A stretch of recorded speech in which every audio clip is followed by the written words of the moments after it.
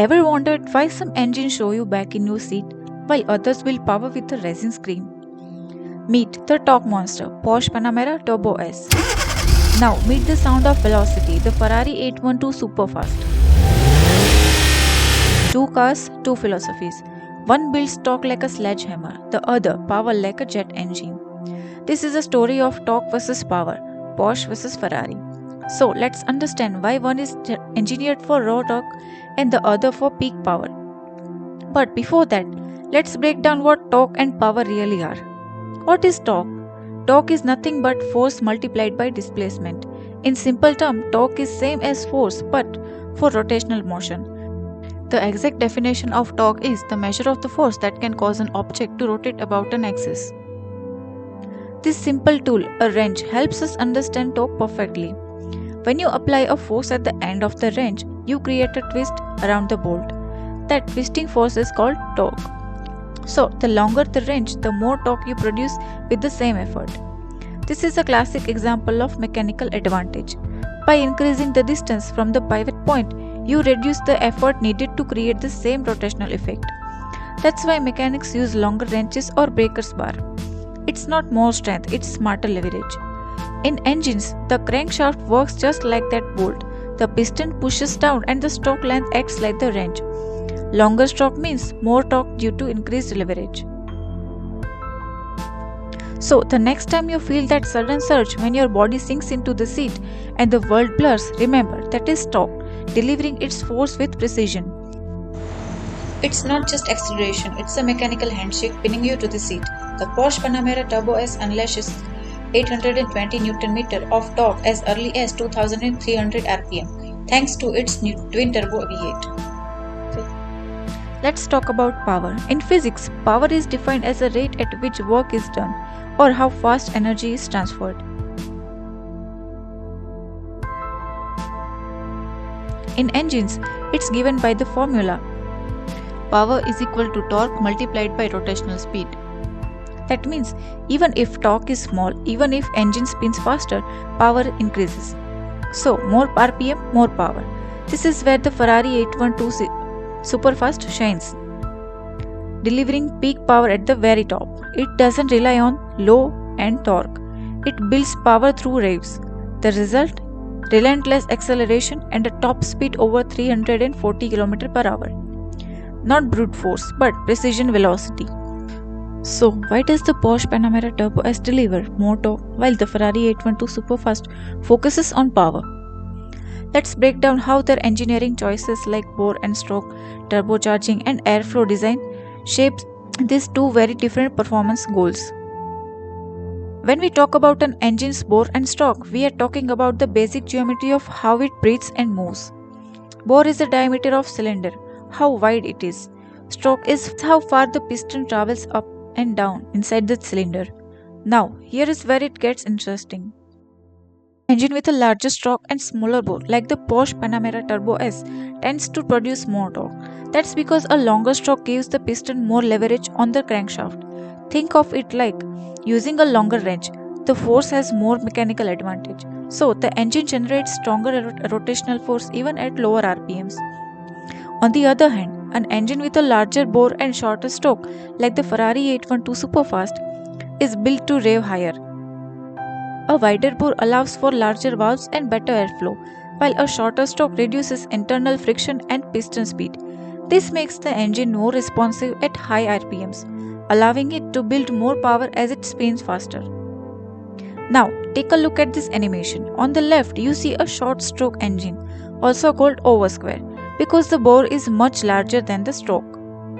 This design allows the piston to move a shorter distance, so it can rev faster. That's perfect for high RPM engines like the Ferrari 812 Superfast. More revs equals more power.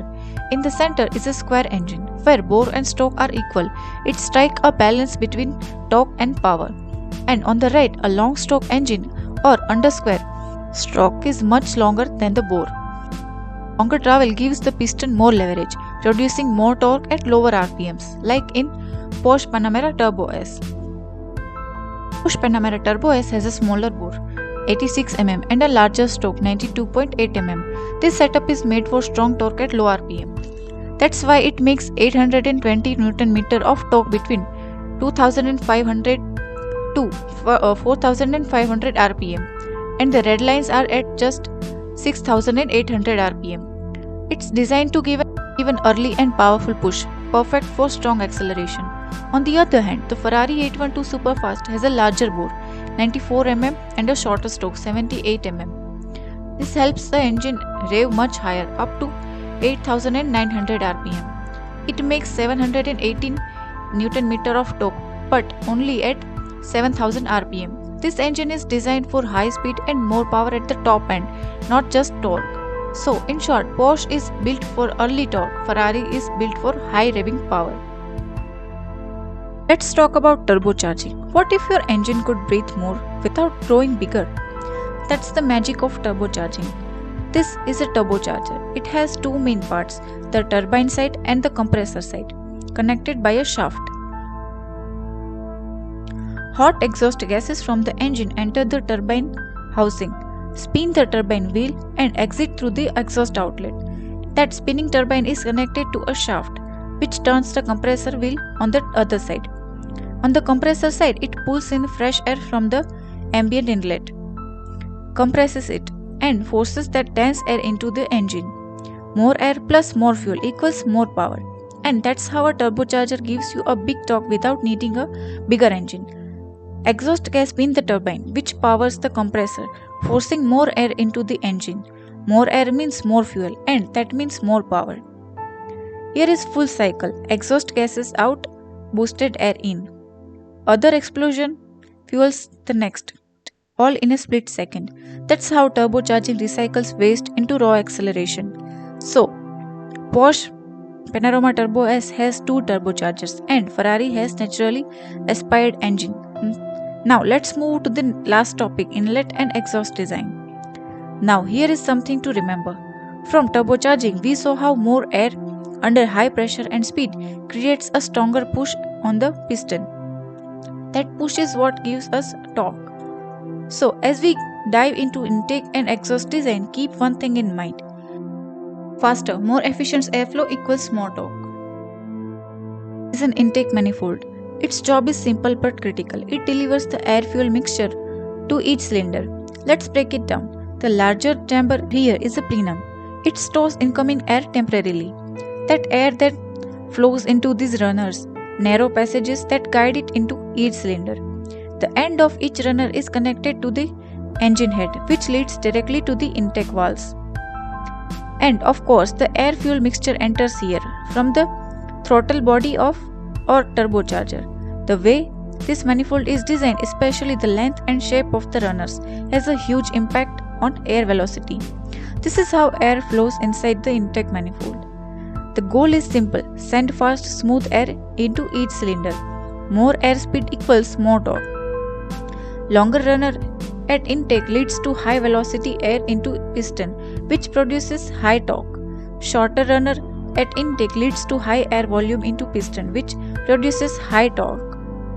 Now let's understand what is scavenging and why longer header is provided. Scavenging is when exhaust gases create a vacuum, low pressure wave that helps pull in the next air fuel charge into the cylinder at low RPM while timing is slower. So we use long exhaust header to delay the return of that wave. So longer header helps in better scavenging.